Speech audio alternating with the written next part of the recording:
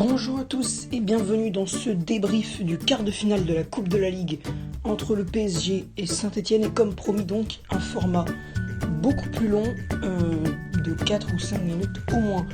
On commence donc ce débrief du PSG Saint-Etienne par le top but.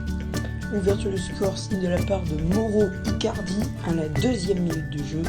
Le joueur parisien réitère son but à la 47e et à la 57e minute de jeu, ce qui équivaut déjà à un 3-0 pour l'équipe de Paris après 57 minutes de jeu. Mais avant, l'équipe parisienne avait déjà marqué un 4e et un 5e but par l'intermédiaire de Neymar à la 39e et par l'intermédiaire de Jesse Moulin contre son camp après une énorme partie de billard à la 44e. Après ce but de Mauro Icardi à la 57e, Kylian Mbappé, qui a déjà offert 2 offrandes à l'Italo-Argentin, il va lui aussi de son but, 67e minute de jeu, 6-0 pour le Paris Saint-Germain. 4 minutes plus tard, penalty pour la SSE.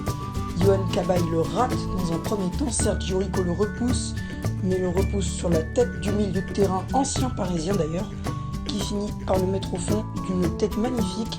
6-1 pour le Paris Saint-Germain. Une énorme claque infligée à Saint-Etienne, alors que le match des Verts n'était pas si énorme non plus.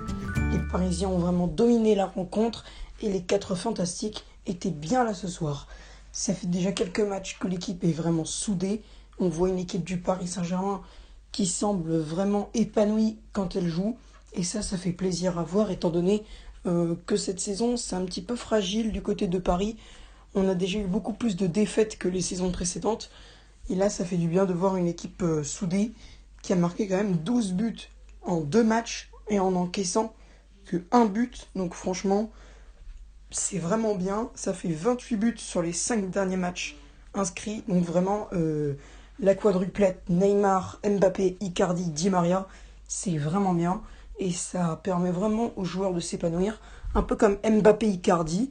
Mbappé qui d'habitude n'offre pas de ballon à Icardi, mais cette fois, il lui en a offert 2 et les 2 ont été décisifs pour l'attaquant argentin. Donc vraiment, tant mieux pour le Paris Saint-Germain.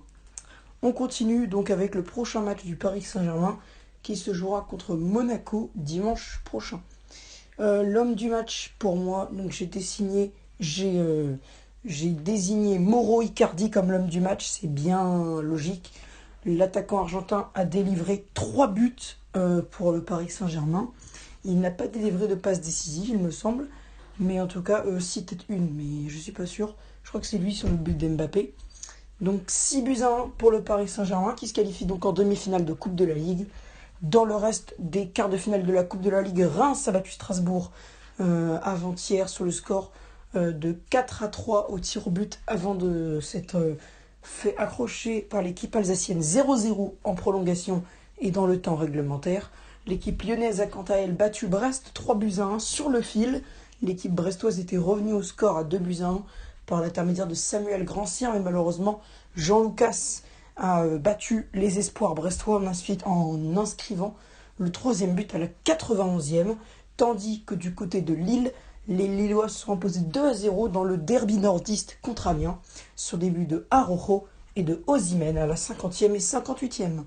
Voilà, c'est la fin de cette vidéo. Si elle vous a plu, n'hésitez pas à lâcher un like, à commenter, à partager et à vous abonner.